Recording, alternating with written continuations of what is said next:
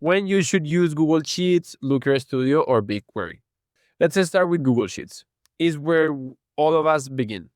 We should use Google Sheets when we are doing ad hoc analysis and the size of our data is less than 100,000 rows. Of course, you can upload 10 million rows into Google Sheets, but it will get stuck and you won't be able to work properly. So that's why you shouldn't use it when it's that big. What are the advantages? Of course, you don't need SQL. You can do functions and formulas inside Google Sheets. You can collaborate with partners and you can do some graphs, although they are not the best. In that scenario, if you want to do visualization, then you should use Looker Studio. Looker Studio is a tool for data visualization, for creating dashboards and reports. Finally, you should start thinking on using BigQuery mainly for centralization.